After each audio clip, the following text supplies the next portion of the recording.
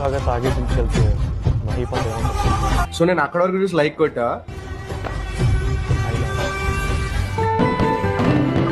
Next చూడగానే like తీసేస్తాను.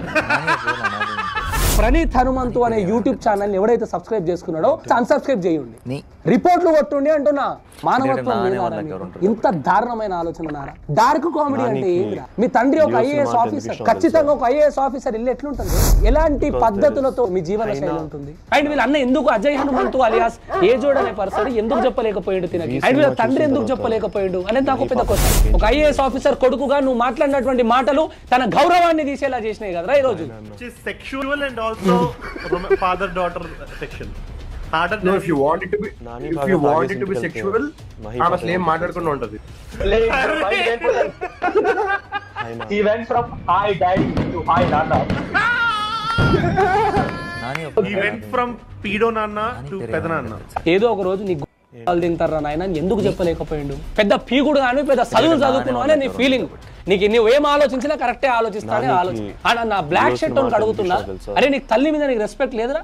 Maybe ఇట్లా చేద్దాం, from huge quote to no balls అనుకుంటా. యు మీన్ ఆమెకి నో బాల్? ఓకే, ఈ సినిమా చూసిన తర్వాత చెప్పు చెప్పు చెప్పు మామయ్య. నీ ఇంట్లో నీ ఆడబిడ్డ మీద నీకు రెస్పెక్ట్ లేదా? సిగ్గు శరాలు ఉన్నాయిరా మీకు? మీరు చేసింది ఒక గలీజ్ పనిరా. చర్యలు తీసుకోవాలి.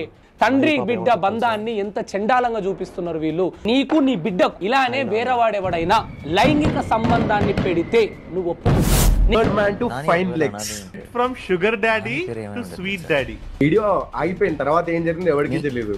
నీ కళ్ళల నుండి నీళ్లు రాకుండా కొడుకుల్లారా సోషల్ మీడియాలో ఇలాంటి మాటలు మాట్లాడితే మమ్మల్ని బొక్కలేస్తారనే భయం మీకు ఉండాలి. ఐఎమ్ సారీ, నేను రాంగ్ అబౌట్. అరే సిగ్గు సరే నేను కదవా? నువ్వు మాట్లాడింది తప్పురా, మేము తప్పుగా తీసుకుంటున్నా.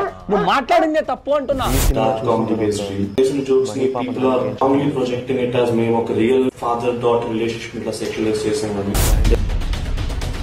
చూస్తే ఆమె మానసికంగా ఎంత ఇబ్బంది పడుతుంది. ఇంకెవరో ఒక మహిళ ఇన్స్టాలో డాన్స్ చేస్తూ కనిపిస్తే ఆమె మీద కామెంట్స్ చేస్తారు. ఎవరైనా చిన్న పాపని, తన ఇంట్లో పాపని డాన్స్ నేర్పించి దానికి సంబంధించి వీడియోలు రీల్స్ చేసి పెడితే ఆ పాప బాడీ మీద కూడా కామెంట్ చేస్తారు.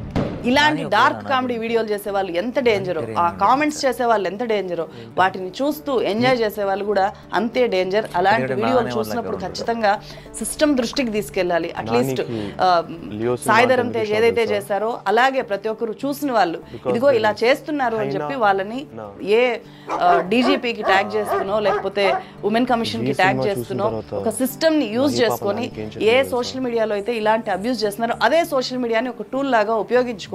వీళ్ళకి అడ్డుకట్ట వేయడానికి అక్కడ ఒక కామెంట్ కూడా చేయొచ్చు, ఇది దిస్ ఇస్ నాట్ యాక్సెప్టబుల్ అని చెప్పి. అట్లాంటి కామెంట్స్ పెరిగితే మళ్ళీ వాళ్ళు అట్లా చేసే ధైర్యం చెయ్యరు కదా.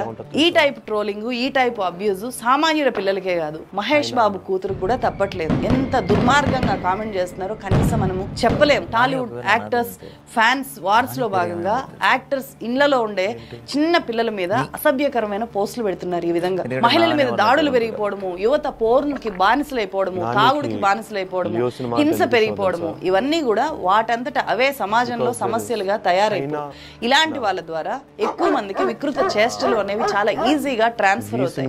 ఒకరిని